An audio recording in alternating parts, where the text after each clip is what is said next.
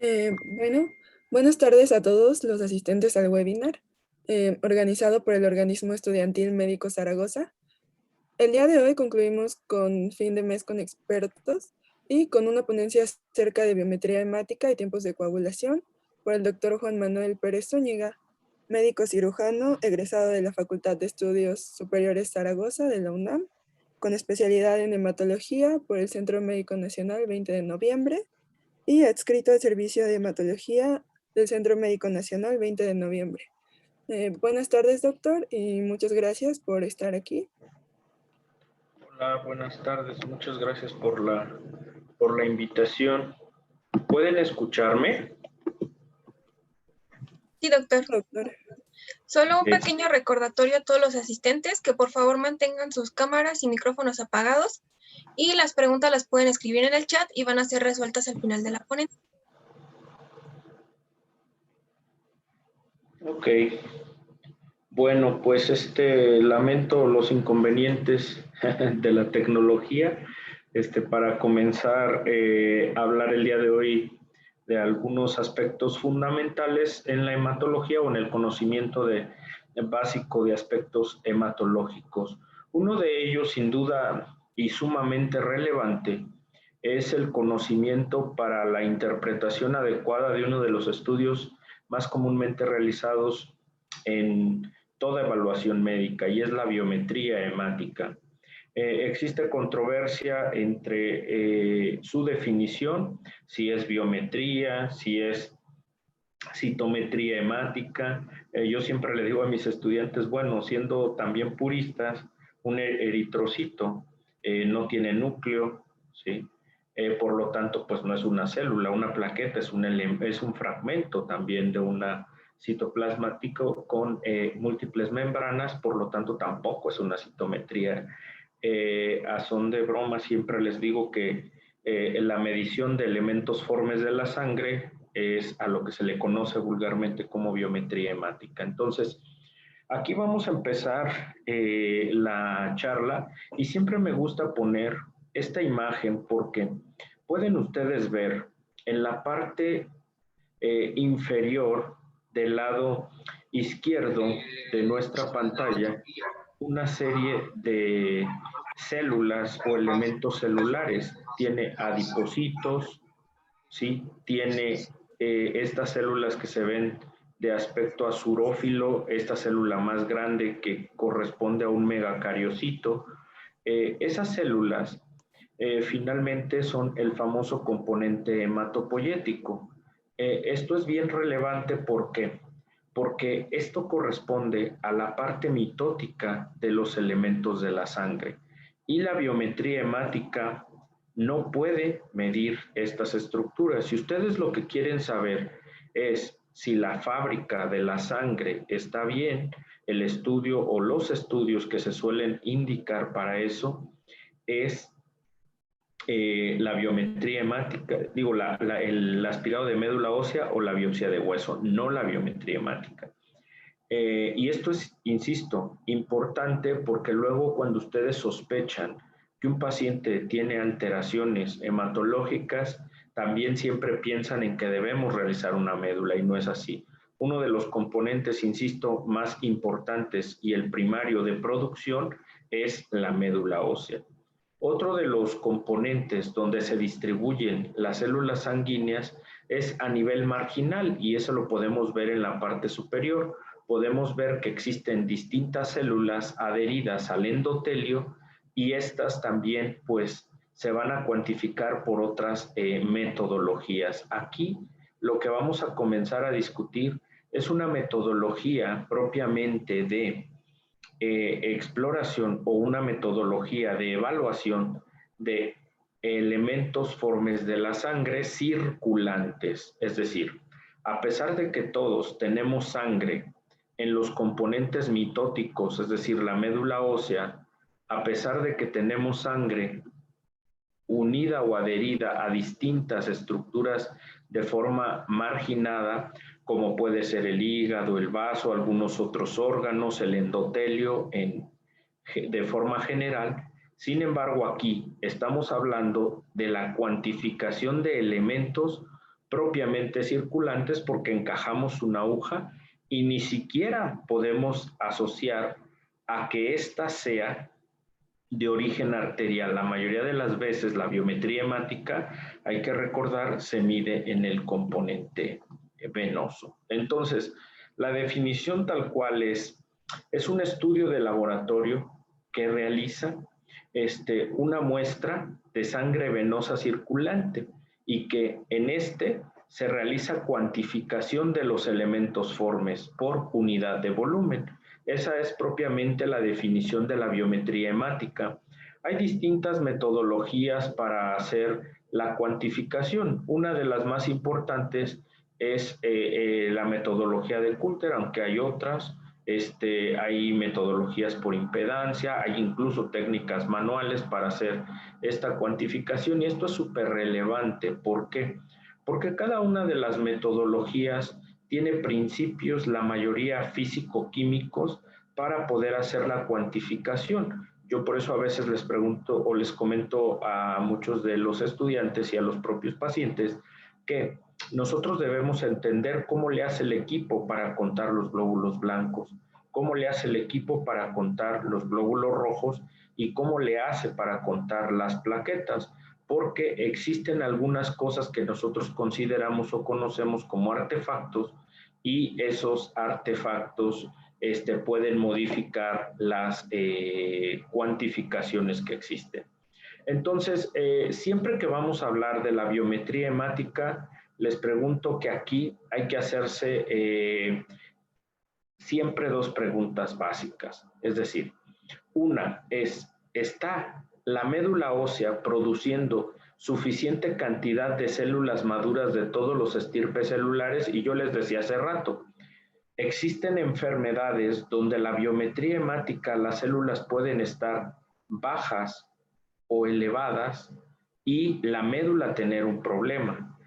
Asimismo, existen alteraciones en donde un paciente puede tener una biometría hemática anormal y no necesariamente traducir que el paciente tenga un problema medular. Entonces, la biometría hemática, insisto, es una manera indirecta de tratar de ayudar en descifrar si la médula está produciendo y madurando las distintas líneas celulares. Sin duda sí, pero no es el estudio, insisto, adecuado para inferir que la médula está, o para demostrar más bien que la médula está normal, sí así para inferir. Ahora, otra condición es cualitativamente normal los elementos formes de la sangre, es decir, una cosa es conocer las cantidades y otra las cualidades que tienen estos elementos formes cuando nosotros los vayamos a analizar. Uno de los datos más relevantes que nos suele dar la biometría hemática es la anemia y nosotros solemos utilizar estos parámetros de hemoglobina para poder definir si un paciente tiene o no tiene anemia. Entonces, siempre que nosotros analicemos una biometría hemática, es indispensable conocer los valores normales de hemoglobina. Y esto es muy común porque los valores normales de hemoglobina no son los mismos a través del tiempo, ni tampoco si uno es hombre o es mujer. ¿Y esto a qué se debe? Se debe principalmente a que los valores de hemoglobina, esta es una proteína que se encarga del transporte de gases, es la que transporta oxígeno, pero también es la que transporta el dióxido de carbono, estabiliza también algunos otros gases como el monóxido de carbono, también el óxido nítrico. Por eso yo siempre les comento, es una proteína que transporta gases, predominantemente oxígeno. Y aquí podemos ver, por ejemplo, en los valores normales de la Organización Mundial de la Salud, donde la hemoglobina va a cambiar, por ejemplo, en niños de 6 meses a 59 meses, es decir, hasta los 5 años, pueden los niños tener hasta 11 gramos de hemoglobina y eso no traduce que un paciente tenga anemia. Esto es relevante, ¿por qué? Porque la mayoría de los niños cuando nacen suelen tener 19.8 gramos y el simple hecho de cortar el cordón umbilical hace que los pacientes bajen hasta 16.8 gramos en promedio, es decir, casi 3 gramos, en descenso simplemente por cortar el cordón umbilical. Y si a esto le sumamos que también la hemoglobina va cambiando de una hemoglobina fetal a una hemoglobina del adulto, existe este fenómeno que se llama anemia fisiológica, aunque insisto, no es una anemia. Un niño puede tener 11 gramos de hemoglobina o más y ser completamente normal. No los quieran tener con 13, con 14 gramos, porque es muy común que les den tratamiento cuando no lo necesita el paciente. Ahora, en los niños de 5 a 11 años de edad requieren 11.5 gramos o 115 gramos por litro. Depende de la unidad que nosotros utilicemos. La mayoría de los laboratorios en México reportan en gramos por decilitro. Esta referencia está basada en gramos por litro. En los niños de 12 a 14 años de edad es mayor de 12 gramos. En mujeres no embarazadas de 15 años o mayores, mayor de 12 gramos. En mujeres embarazadas es una condición fisiológica en la cual la hemoglobina puede descender y no traducir necesariamente anemia. En cambio, en los varones de más de 15 años, el valor normal de hemoglobina es de 13 gramos o superior. Insisto, esto es sumamente relevante. Me voy a centrar aquí específicamente, quise poner un ejemplo de una biometría hemática. Este es de un laboratorio conocido y además es una biometría en la cual nosotros, ¿cómo debemos interpretar una biometría hemática? La biometría hemática siempre yo les digo que aunque la serie roja es la más difícil de interpretar, debemos siempre empezar con las plaquetas. Las plaquetas es el elemento forme más fácil y sencillo de interpretar. ¿Por qué? Porque la mayoría de las veces las biometrías hemáticas nos van a dar solo el conteo de plaquetas y esto es relevante. El conteo plaquetario, el valor normal no se ajusta a través del tiempo, es decir, es el mismo valor de plaquetas en un niño que en una persona de edad avanzada. Y obviamente a través del tiempo el valor sigue siendo el mismo y es de 150,000 plaquetas a 450,000. Aquí podemos ver, por ejemplo, en este caso que tiene 295,000 plaquetas. Entonces, lo primero que tenemos que interpretar, vuelvo al punto, en la biometría hemática es el conteo de plaquetas.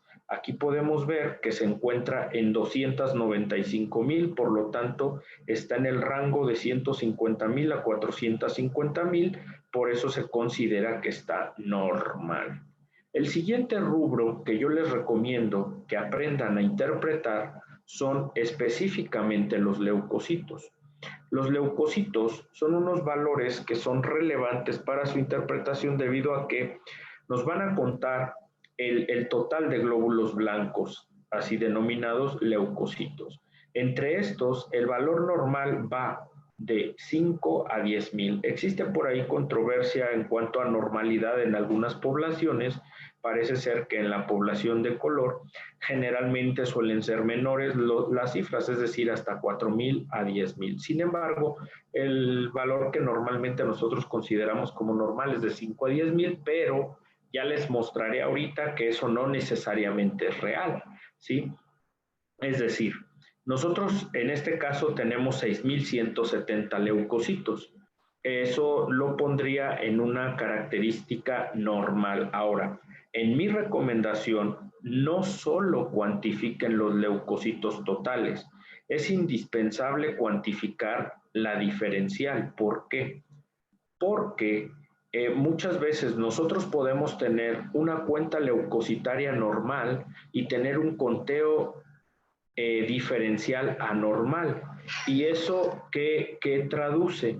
Esto lo que va a traducir específicamente es que existen, insisto, algunas enfermedades que pueden darnos alteraciones en otras líneas celulares y el conteo leucocitario normal. Entonces, nosotros tenemos que interpretar primero los neutrófilos. ¿Cómo estamos con los neutrófilos? Con los neutrófilos nosotros lo que vamos a tener es un conteo en promedio con valor mínimo de 1800 y valor máximo de 7500. Si ustedes se fijan aquí, los valores de referencia de este laboratorio son diferentes. Sin embargo, los valores de laboratorio que ustedes deben o yo les recomiendo utilizar son propiamente los valores de laboratorio que han sido descritos como estándares a nivel internacional y son estos que les comento. Siempre me preguntan, doctor, ¿y es importante el porcentaje? No, no es importante el porcentaje. Es más relevante que ustedes aprendan a clasificar las alteraciones en cuanto a los conteos basados en los conteos totales. En las biometrías van a encontrar los porcentajes y en algunas, como aquí, debajo de estas, algunas tienen un gatito, que es el número de células, otras tienen aquí el puro número con miles por microlitro y existen algunas otras que tienen el porcentaje y un lado a un lado de la cuantificación, ¿sí? Entonces, aquí podemos ver, por ejemplo, el valor de neutrófilos es de 3220, por lo tanto se encuentra entre 1800 y 7500. Otro dato que es importante a seguir es los linfocitos. Los linfocitos, el valor promedio de linfocitos es de 1000 a 3500. Entonces, nosotros igual debemos cuantificar el total de linfocitos. Aquí podemos ver que en este ejemplo el total de linfocitos es de 2080. Por lo tanto, se encuentra en el parámetro de normalidad y no corresponde al valor de referencia que aquí nos están dando con respecto al que yo les estoy sugiriendo que ustedes utilicen en la práctica clínica. Los valores en los que me baso son en unas tablas de normalidad descritas en el grupo británico hace ya algunos años. En el contexto de del resto de células, es común que nosotros podamos llegar a tener 0 como valor mínimo y un límite superior que debemos dominar. Es decir, en monocitos nosotros debemos tener 0 como valor mínimo y debemos tener 1000 células como valor máximo. Si un paciente tiene más de 1000 monocitos, a eso se le conoce como monocitosis, ¿sí? Igual, si un paciente tiene más de 500 eosinófilos, se le conoce como eosinofilia. Entonces, el valor normal va de 0 a 500. Y el valor de basófilos en general va en promedio de 0 a 100 basófilos, o pueden aquí sí utilizar el porcentaje.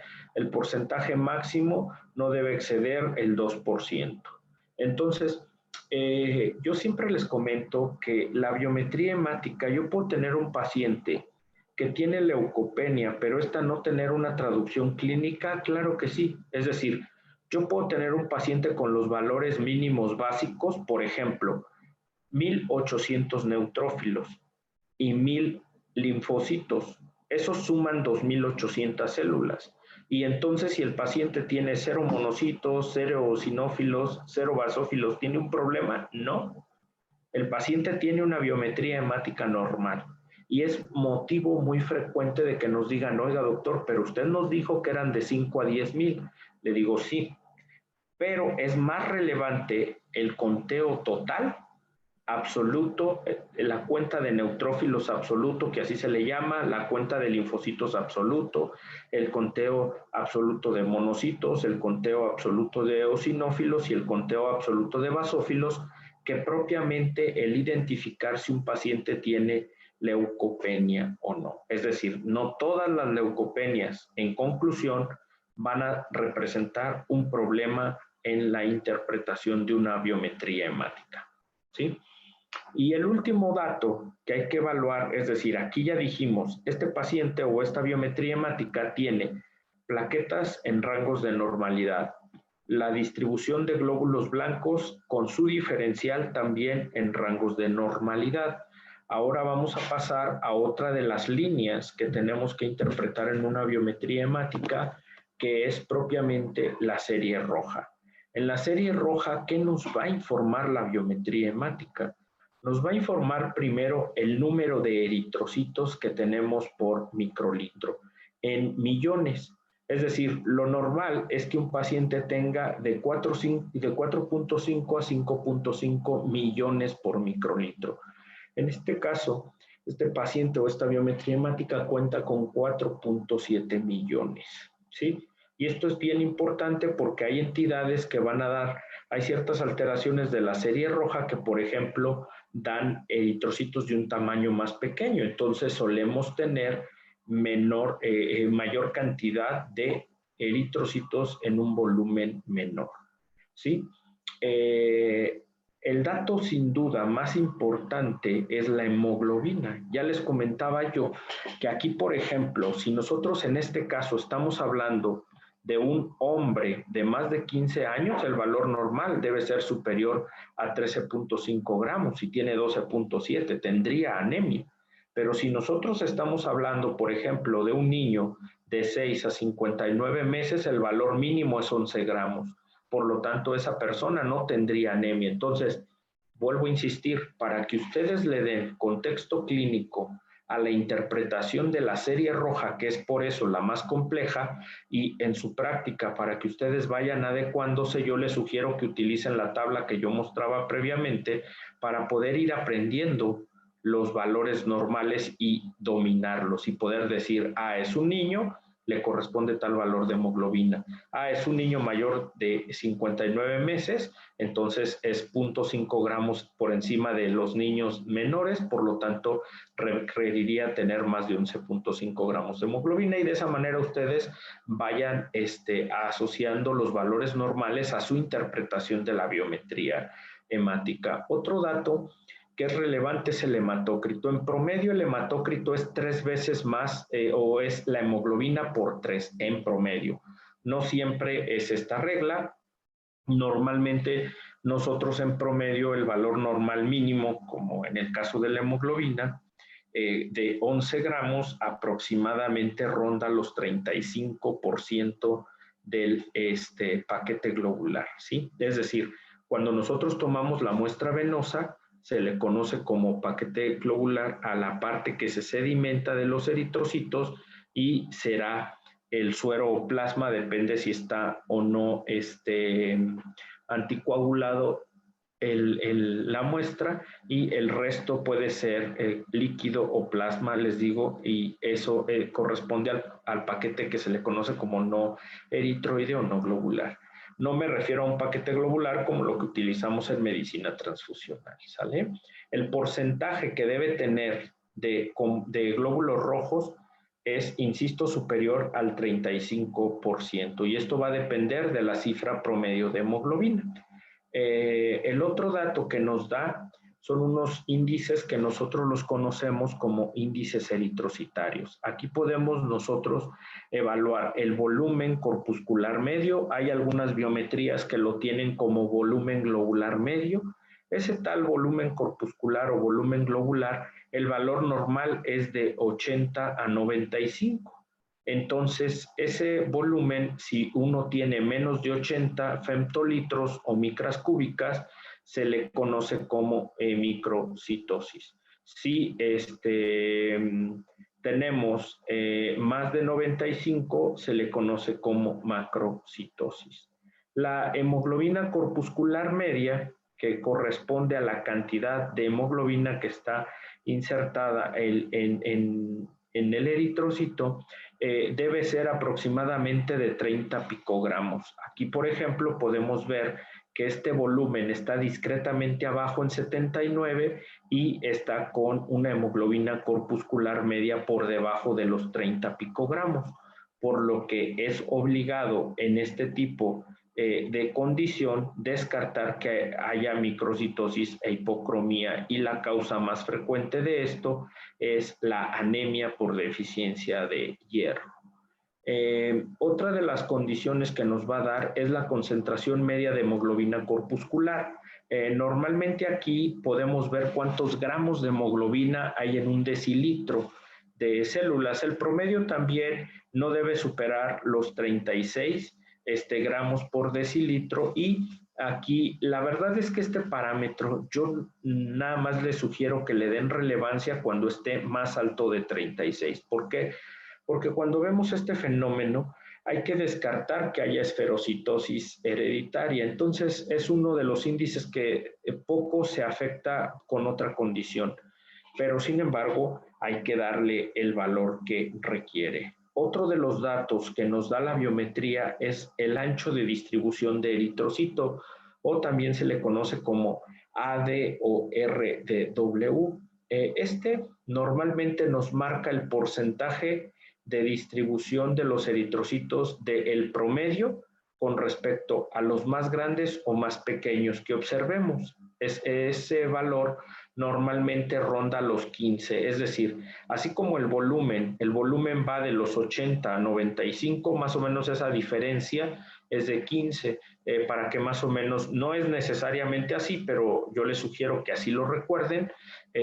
Hay algunas otras aseveraciones para esta distribución, o tiene que ver con otros parámetros, pero más o menos así nosotros lo interpretamos, en el cual cuando nosotros tenemos este ancho de distribución eritrocitario mayor de 15, debemos buscar si las células son o más pequeñas o más grandes del promedio. Entonces, por eso debemos evaluar correctamente la biometría hemática. Entonces, en conclusión, nosotros cuando interpretemos una biometría debe ser sistemática. Debe siempre interpretarse primero la línea de elementos formes más sencilla de interpretar, que es las plaquetas, porque ahí no hay cambio en ninguna etapa o a ninguna edad, y es contar con 150,000 plaquetas a 450,000. En este caso están normales. Siguiente parámetro, insisto, es leucocitos de 5 a 10,000. Aquí tiene 6,170, están normales. Luego los neutrófilos de 1,800 a 7,500, tiene 3,220. ¿Cómo se le llamaría cuando tenga más de 7,500? Pues se le llamaría neutrofilia. ¿Cómo se le llamaría cuando tenga menos de 1,800? Se le llamaría neutropenia. Hay distintos grados de neutropenia. ¿Cómo se le llamaría cuando los linfocitos estén por debajo de 1,000? Linfopenia. ¿Cómo cuando esté por encima de 3,500? Linfocitosis. ¿Cómo se le llamaría cuando el paciente tenga más de 1,000 monocitos? Monocitosis. Más de 500 eosinófilos, eosinofilia. Más de 100 basófilos, basofilia. Y al final, insisto, la serie roja, en donde interpretaremos el número de eritrocitos por microlitro en millones, que debe ser, insisto, entre 4.5 y 5.5 millones. La hemoglobina, que va a depender específicamente de la edad y el sexo del que estemos hablando, y obviamente las condiciones fisiológicas. Bueno, hasta aquí creo que es la presentación de biometría hemática. No sé si quieran que comentemos algunas preguntas, y enseguida comencemos la siguiente charla de los tiempos de coagulación.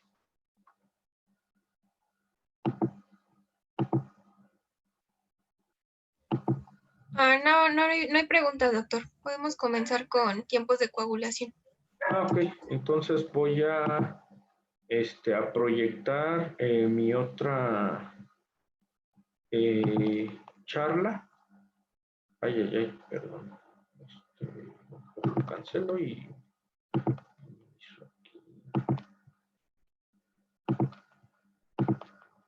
Ok, entonces, si no hay preguntas, vamos a comenzar hablando de otro de los estudios. Yo incluso cuando doy propedéutica siempre a ustedes les digo, les hago énfasis en dos aspectos. A ver, la biometría hemática es un estudio que, dentro de lo mal que se pueda utilizar, hay mucha gente que la utiliza de forma adecuada y que puede tener idea de por qué se debe pedir ese estudio. En cambio, en los trastornos de coagulación, la verdad siento que la gente se confunde un poquito más en cuanto a qué utilidad le debe dar específicamente a este estudio. Yo siempre les pongo esta imagen porque les digo, cualquiera deberíamos o podríamos o deberíamos tener o contar con algunos estudios, como es estas imágenes que aquí se ven. Este estudio se llama tromboelastografía y es un estudio que nos permite medir de forma global algunos aspectos de la coagulación. Es decir, el gráfico que pueden ver en la parte superior es una distribución que tiene como una punta, después se ensancha la imagen y después se Doctor, mantiene. ¿Sí? doctor, perdón por interrumpir, es que seguimos viendo la pantalla que dice biometría hemática. Ah, caray, yo estoy, déjenme y si no, lo que puedo hacer es como compartir de nuevo y ahí me voy a a ver si ahí lo ven. Sí, doctor, gracias. Dice trastornos de coagulación. Ahí la Sí, pueden doctor. ver. Sí, Ok. doctor. Ok, miren, aquí les comentaba yo que estas imágenes que se ven así como de color negro, que tienen una punta y luego negro, estas alteraciones, esta prueba se llama tromboelastografía. Es una prueba que nos ayuda a medir algunos aspectos de la coagulación, pero yo les comentaba ahorita, esta punta de activación de la hemostasia y después de la coagulación y que no hay fibrinolisis es el patrón normal de generación de la tromboelastografía. En cambio, en algunas alteraciones, por ejemplo, donde la primera etapa se ve alterada es por uso de anticoagulantes o por hemofilia.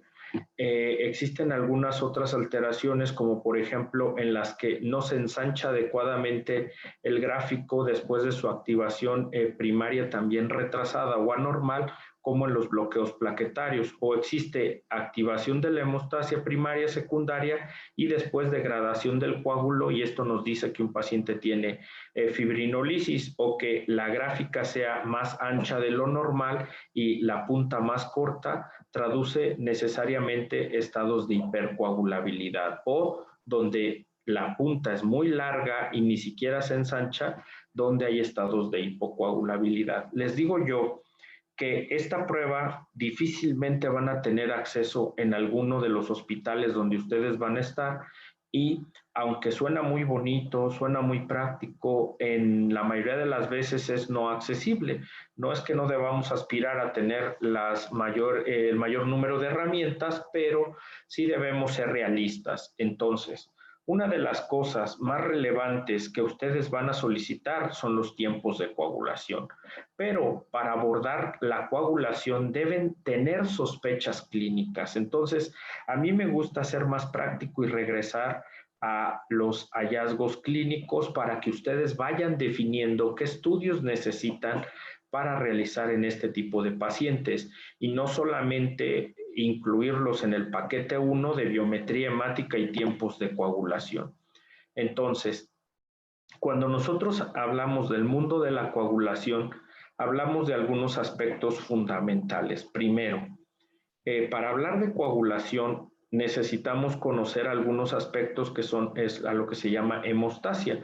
Hay distintos tipos de hemostasia, la primaria, la secundaria, la fibrinolisis. Aunque estas están divididas de meramente teóricas, suceden en el mismo momento, y debemos entender que los fenómenos de hemostasia tienen que ver con el flujo sanguíneo, el vaso sanguíneo, la presencia de factores de coagulación en el plasma, la también presencia de plaquetas funcionales, y obviamente cuando se echa a andar este mecanismo de coagulación, pues cuando hay un daño en el endotelio. En tanto uno tenga un flujo laminar y el endotelio esté normal, difícilmente vamos a tener mecanismos de hemostasia activados. Ahora, hay mecanismos de anticoagulación activados que son parte de la hemostasia de forma continua, porque hay que recordar que la sangre debe mantenerse sí o sí en estado líquido todo el tiempo para su circulación. Entonces, uno de los fenómenos más importantes que sucede cuando hay alteración del endotelio o de la integridad vascular, es decir, que se rompe un vaso, que hay una ruptura, es el flujo turbulento, y es la marginación de los elementos que normalmente van a nivel central hacia la superficie para favorecer un tapón que se va a generar. Entonces, la hemostasia se clasifica en hemostasia primaria y en hemostasia secundaria. Aquí voy a hacer algunas consideraciones. La hemostasia primaria tiene que ver con una fase vascular. Sí, esta es generalmente refleja, lo que se busca es contracción del vaso para disminuir el flujo sanguíneo y obviamente limitar la pérdida. Esta tiene que ver con una respuesta muscular, una respuesta neurológica y una respuesta propiamente humoral. Ahora bien, otro aspecto que es importantísimo en la hemostasia primaria es la adhesión y la agregación de las plaquetas. Es decir, aquí lo que trata el cuerpo es de fijar células que son elementos formes que son grandes e incluso cambian su forma para poderse elongar y formar un tapón que impida el sangrado. Entonces, de forma rutinaria, yo cuando evalúo a un paciente y me dicen, a ver, doctor, este paciente, fíjese que tiene petequias. Entonces, cuando yo veo petequias o equimosis, casi siempre yo debo pensar en entidades que alteran la hemostasia primaria. ¿Esto qué quiere decir?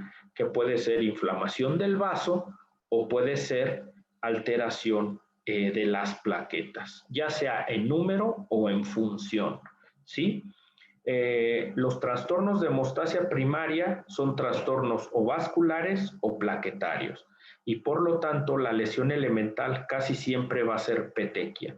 Y esto es importante porque el simple hecho de explorar les va a ayudar a definir qué prueba es la que tienen que hacer, ¿sí? En cambio, los trastornos de hemostasia secundaria suelen dar casi siempre hematomas. Entonces, cuando ustedes vean hematomas, deben pensar en evaluar la hemostasia secundaria. ¿Y quién da la hemostasia secundaria? La hemostasia secundaria tiene que ver con el producto final, que es un coágulo de fibrina. Entonces, todo aquello que interfiera en la formación de fibrina es aquello que puede dar alteraciones de la hemostasia secundaria. Insisto, estoy siendo un poco pragmático y un poco simplista, aunque existen múltiples condiciones que se pueden explicar por otros mecanismos. Una de las entidades más comunes que luego nosotros pasamos desapercibidos son las dilataciones vasculares por alteraciones en la colágena, en la cual nosotros podemos ver que en algunas entidades, como esta entidad que se llama síndrome de Osler-Weber-Rendu, los pacientes suelen tener dilataciones capilares saculares y algunos shunts. Entonces, de esta manera, nosotros podemos observar desde el punto de vista clínico algunas dilataciones de los vasos sanguíneos. ¿Dónde se ven predominantemente las púrpuras vasculares? Pues casi siempre en mucosas, casi siempre en los labios y en la lengua. ¿Sí? Estos pacientes con Osler-Weber-Rendu casi siempre nos los envían a nosotros porque tienen anemias microcíticas, porque estos vasos se llegan a romper y la mayoría de las veces les da o sangrado de tubo digestivo o hematuria o les da alteraciones sobre todo con epistaxis o sangrado de la cavidad oral. Entonces, ¿hay que hacer un estudio sofisticado? No, hay que hacer una historia clínica, hay que revisar al paciente y si tiene dilataciones vasculares, deben pensar sí o sí en descartar entidades como estas púrpuras vasculares. Oiga, doctor, ¿es la única? No. Hay distintas, por ejemplo, la púrpura de Henoch-Schönlein también es una púrpura que no necesariamente tiene que ser por alteraciones en las plaquetas. Es una alteración o también se le conoce como púrpura anafilactoide porque los vasos sanguíneos se inflaman. Y obviamente uno ve púrpura y se espanta, pero en realidad traduce una púrpura de origen vascular. Sí, existe púrpura aguda mecánica, por maniobra de Valsalva. Hay muchas entidades que pueden dar. Yo lo que les puse aquí es este ejemplo para que ustedes vean que no todas van a tener alteraciones en la biometría hemática, no todas van a tener alteraciones en los tiempos de coagulación. Otra de las causas de las púrpuras, insisto, de hemostasia primaria son alteraciones plaquetarias, ya sea alteraciones en el número de plaquetas. Esas se llaman púrpuras trombocitopénicas porque tienen un conteo plaquetario por debajo del conteo de que hablamos, que te lo da la biometría hemática, que es menos de 150,000 plaquetas. Existen algunas enfermedades que van a dar, por ejemplo, disminución de algunas glucoproteínas, que es la 1B9, por ejemplo, y eso nos dan trastornos de adhesión plaquetaria. De liberación, hay algunas enfermedades como el síndrome, por ejemplo, de plaqueta gris, que suele tener menos cantidad de gránulos y no degranulan de forma adecuada las plaquetas. Existen algunas otras entidades en las cuales faltan, por ejemplo, la glucoproteína más importante de agregación, que es la glucoproteína 2B3A, y esta, por ejemplo, puede ser como en el caso de la trombastenia de Glanzmann. Entonces, nosotros podemos tener alteraciones en el número, les digo, o no en el número, sino en el funcionamiento plaquetario, como son las otras entidades de las que hablamos. Entonces, siempre que nosotros veamos un paciente con petequias y que digamos, doctor, no tiene alteraciones vasculares, el conteo plaquetario está normal y tiene petequias, deberán ser evaluados los pacientes para definir si no tiene alteraciones en la adhesión plaquetaria, en la activación o en la agregación. ¿Sí? Existen algunas entidades que nos van a dar no solo petequias, nos van a dar equimosis. Entonces, cuando nosotros veamos equimosis o petequias confluentes, insisto, tenemos que descartar si no es de origen vascular. Por ejemplo, este caso es un caso que en mi caso me tocó ver por púrpura vascular. ¿Qué característica tiene? Cuando ustedes le pasan la mano encima de las lesiones, están inflamadas o se sienten altas las lesiones. No son planas, no son como manchas. Una de las pruebas que nosotros realizamos, por ejemplo, ante sospecha con un paciente con perfil clínico para una trombastenia de Glanzmann, es una prueba muy sencilla que se llama prueba de retracción de coágulo. Normalmente nosotros cuando tomamos una muestra, lo que sucede normalmente es lo que ustedes ven a su izquierda, en donde se forma un coágulo y sale el suero aquí. En algunas entidades, como no se pueden adherir y agregar las plaquetas, sobre todo en este caso es de agregación, nunca se forma o nunca se retrae un coágulo. Ahora, siempre me dicen, oiga doctor, ¿y eso es siempre? No, a ver, esta es una prueba muy sencilla de hacer y que nos ayuda a tratar de identificar pacientes que pueden tener un problema de agregación plaquetaria, pero necesariamente es que un paciente que no agrega tenga esta enfermedad o casi ese sea el diagnóstico, no, pero es una prueba, como pueden ver, sumamente sencilla para aquellos que piensan que el paciente puede tener un problema de agregación plaquetaria. Sin embargo, nosotros tenemos un montón, pero un montón de receptores en las plaquetas. Por ejemplo, receptores que ustedes más van a conocer son los receptores del ácido araquidónico y son los receptores de tromboxano, son los receptores ADP, los receptores de epinefrina, ¿sí? Los receptores de colágeno. Entonces aquí pueden ver en azul distintos receptores que tienen las plaquetas para activarse y pueden ver en rojo los fármacos que hoy día se utilizan para inhibir estos receptores y que no haya funcionamiento de las plaquetas adecuada. La técnica que nos permite evaluar esto, es decir, nosotros les ponemos estas sustancias en el laboratorio, se llama agregometría. Normalmente hacemos pasar una luz en donde el plasma rico en plaquetas, al no permitir que atraviese esta luz, porque las plaquetas se encuentran ahí suspendidas, cuando nosotros agregamos algún agonista de las plaquetas y las contrae, la luz aparece, comienza a atravesar de una mejor manera y podemos ver estas famosas ondas. Y con eso nosotros podemos decir, ah, mira, agrega con epinefrina, pero no agrega con ristocetina, o al revés, agrega con un agonista llamado ristocetina, pero no con epinefrina, y ya podemos ir traduciendo qué glucoproteína es la que falta y a qué enfermedad corresponde. A esta prueba se le conoce como agregometría. Sin embargo, la razón de esta charla es los tiempos de coagulación. Yo les decía, a ver, en el caso de las petequias, que son estas lesiones puntiformes, insisto, siempre deben pensar en trastornos de hemostasia primaria, ya sea conteo plaquetario, funcionamiento plaquetario o alteraciones vasculares. Ahí, ¿qué rol tienen los tiempos de coagulación? Casi ninguno, y yo siempre les digo, para fines prácticos, ninguno.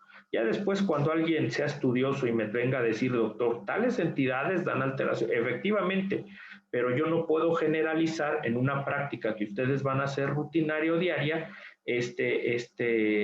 esos asegúnes. La verdad, a mí me gusta ser práctico, insisto, trastornos de hemostasia primaria deben pensar en hacer un conteo de plaquetas, explorar los vasos sanguíneos para saber si no es una púrpura vascular y además hacer pruebas de agregación plaquetaria. ¿Qué pasa en el caso de los pacientes que tienen hematomas o que tienen hemartrosis o hematomas articulares o hematomas? En esos pacientes, sin duda, siempre hay que evaluar, ahí sí, con tiempos de coagulación. Entonces, los trastornos de hemostasia secundaria que se caracterizan desde el punto de vista clínico casi siempre con hematomas, lo que tenemos que hacer es tiempos de coagulación. ¿Qué tiempos de coagulación? El tiempo más fácil de evaluar es el de la vía extrínseca y es el tiempo de protrombina. ¿Por qué? Porque aquí nosotros evaluamos de que el tiempo en el cual la trombina se convierte en fibrinógeno y la trombina degrada el fibrinógeno y el fibrinógeno se convierte en monómeros de fibrina y polimeriza. Entonces, estas son pruebas, se llaman coagulométricas. El objetivo es poner algunos compuestos y generar un coágulo que contenga fibrina. De forma práctica, yo siempre les digo, el TP nos va a medir el factor 7, de forma práctica, aunque aquí pueden ver que algunos otros factores están implicados. De forma práctica, el tiempo, el TTPA, o también llamado tiempo de tromboplastina parcialmente activado, nos va a medir los factores 8, 9, 11 y 12.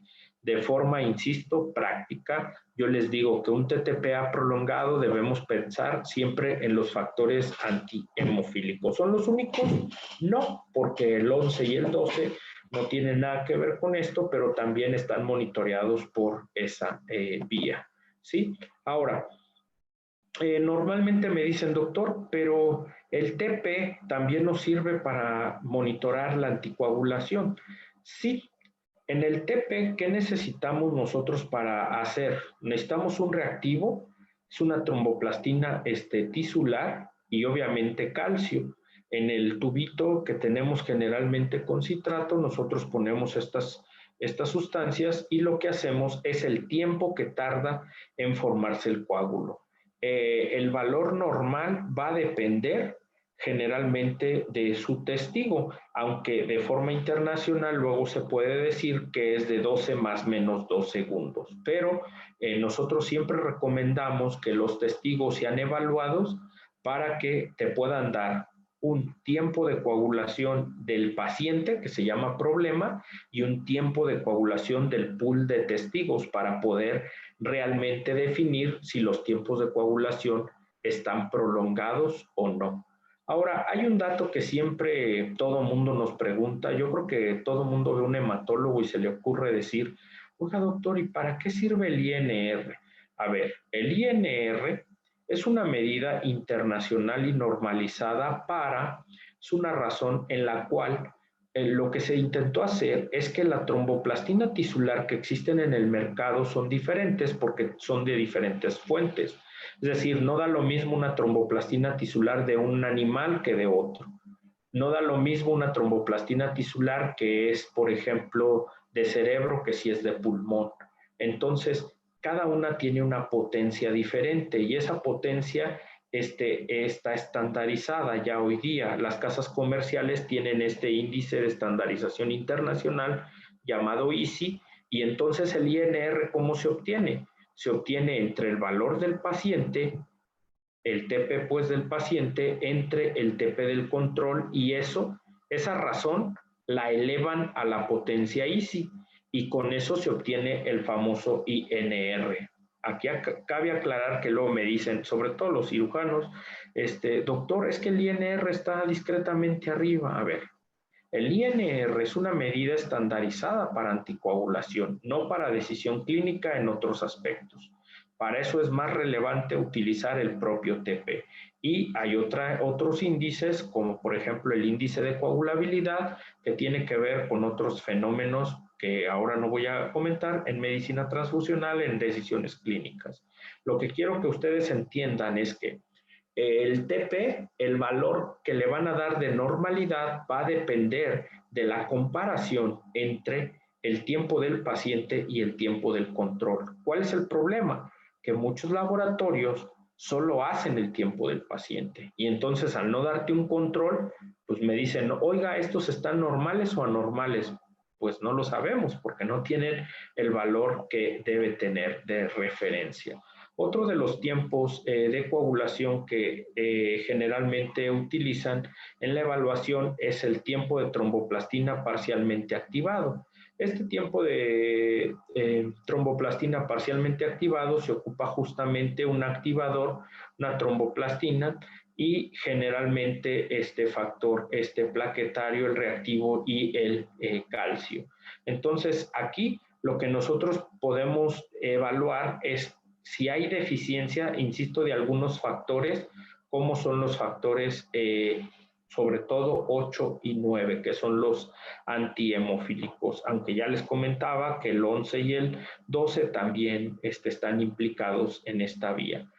Un dato que es súper importante es esto que ustedes ven aquí que dice fosfolípidos o FL, es porque esta prueba requiere de fosfolípidos y esto es bien importante porque esta prueba se puede ver alterada cuando nosotros tenemos anticuerpos antifosfolípidos. Por ejemplo, en el síndrome de anticuerpos antifosfolípidos, como sucede en el lupus eritematoso, esos anticuerpos pueden bloquear los fosfolípidos que tiene esta prueba y prolongar el tiempo de coagulación. Y yo siempre les digo, la prolongación de tiempos de coagulación no necesariamente dice que un paciente va a sangrar, ¿sí? Por ejemplo, este es un caso muy común en el cual nosotros tenemos prolongación de los tiempos de coagulación, pero en realidad se debe a un riesgo de trombosis. ¿Sale? Otra cosa es, por ejemplo, hay pacientes que tienen el TTPA prolongado y esto se debe a que el factor 12 está deficiente y da trombosis en los pacientes, no da hemorragia. Entonces, siempre que ustedes vean un tiempo de coagulación prolongado, refiéranlo para que se pueda hacer el estudio y el abordaje de una forma correcta. Existen algunos otros tiempos, como es el tiempo de trombina, el cual puede medir desde la trombina, que hace que el fibrinógeno se convierta en fibrina, y esta alteración suele verse frecuentemente en alteraciones del fibrinógeno, como es la hipofibrinogénemia, las afibrinogénemias, o incluso también el uso de algunos anticoagulantes o la hiperfibrinólisis.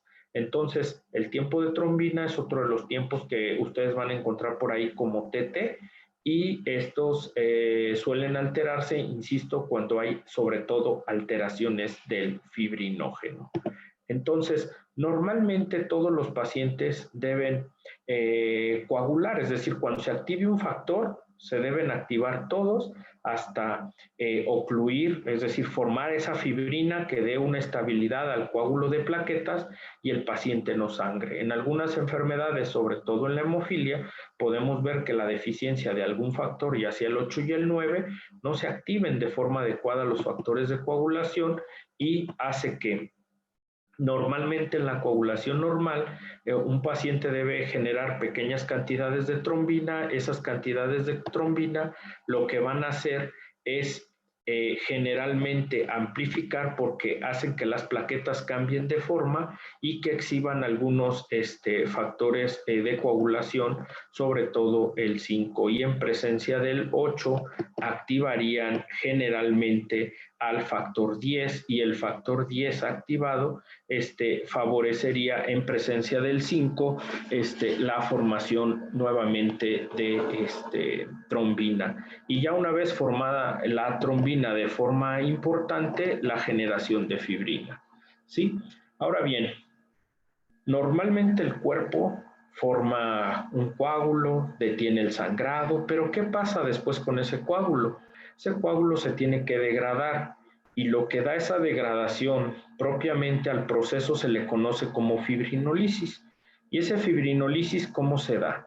De una manera muy sencilla, lo que sucede es que existen activadores tisulares del plasminógeno, activadores tipo urosinasa del plasminógeno, y convierten el plasminógeno en plasmina, perdón.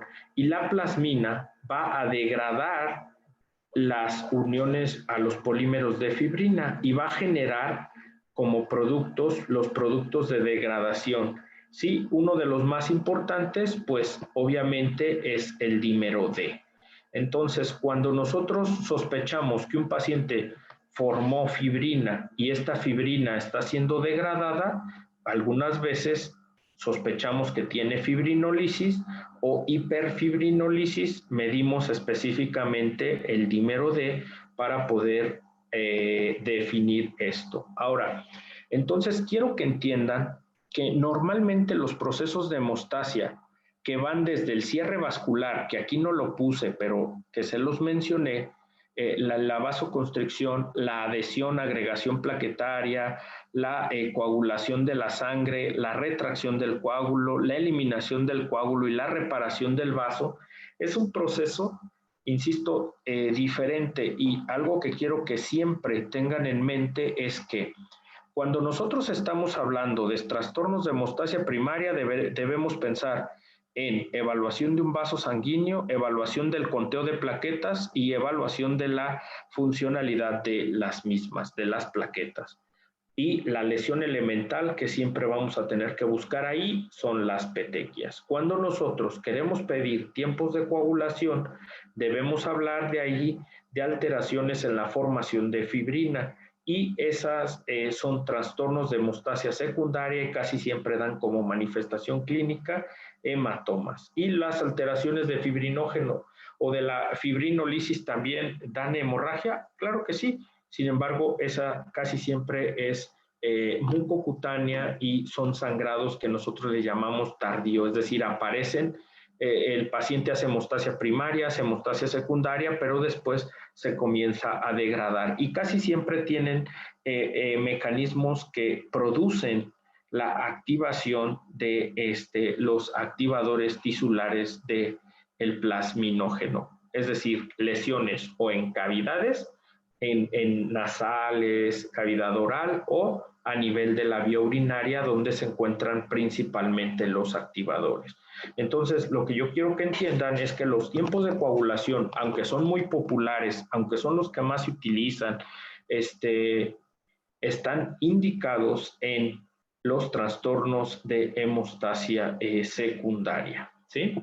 Entonces creo que es la última. No sé si tengan alguna pregunta, algún comentario, y obviamente con gusto les contestaré las preguntas que tengan.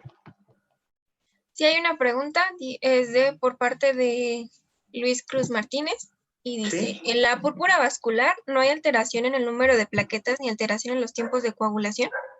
Así es, generalmente eso es lo que sucede. Las púrpuras vasculares justamente tienen esa característica. Les digo que una de las más comunes es como la que yo mostraba ahí, es una púrpura de Schollheim o anafilactoide, donde generalmente el paciente tiene púrpura bien puesta y ustedes le cuentan las plaquetas y están normales, y les hacen tiempos de coagulación, aunque ya dijimos que al no tener lesiones que sugieran alteraciones de la hemostasa secundaria, pues se supone no se deberían hacer, pero lo suelen hacer. ¿Sí? Y justo de esto se trata esto, de que ustedes vayan aprendiendo que no necesariamente todas las púrpuras obligan a hacer todas las pruebas de las que yo acabo de hablar. ¿Sí? Son todas las dudas que hay en el chat. En un momento.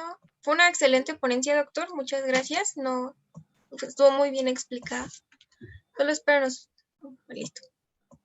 Sí, claro. Luego a veces les da pena preguntar, pero pues no les dé pena.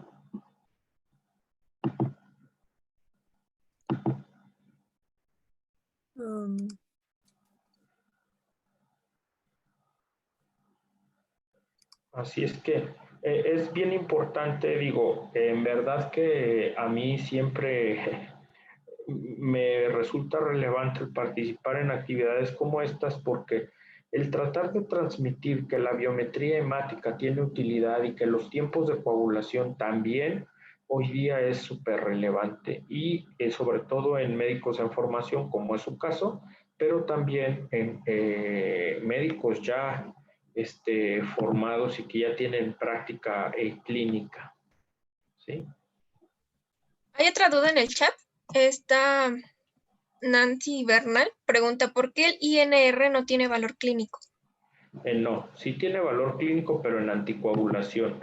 No y esto es porque hay estándares para la anticoagulación, es decir, nosotros cuando iniciamos, un ejemplo, un antagonista de la vitamina K oral, un anticoagulante oral, antagonista de la vitamina K, llámese acenocumarina, le damos al paciente y decimos, le damos esta anticoagulación porque tuvo una trombosis.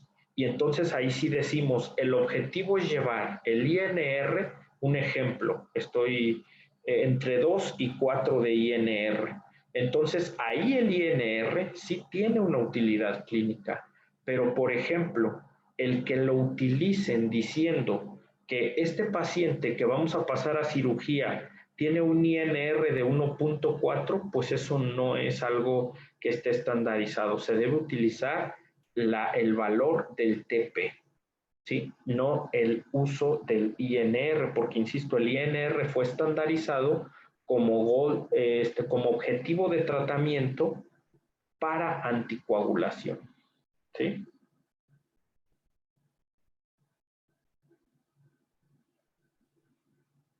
Ok, creo que esas serían todas las dudas por el momento, doctor. Y bueno, le extendemos este agradecimiento por parte del Organismo Estudiantil Médico Zaragoza y también le agradecemos por la excelente ponencia del día de hoy. Este agradecimiento se lo haremos llegar a su correo electrónico. Reciba un cordial saludo de nuestra parte y esperamos tener futuras participaciones con usted y muchísimas gracias. No, al revés, muchas gracias por la invitación y ojalá y les sirva el material. Y muchísimas gracias, doctor. Hasta luego. Hasta luego.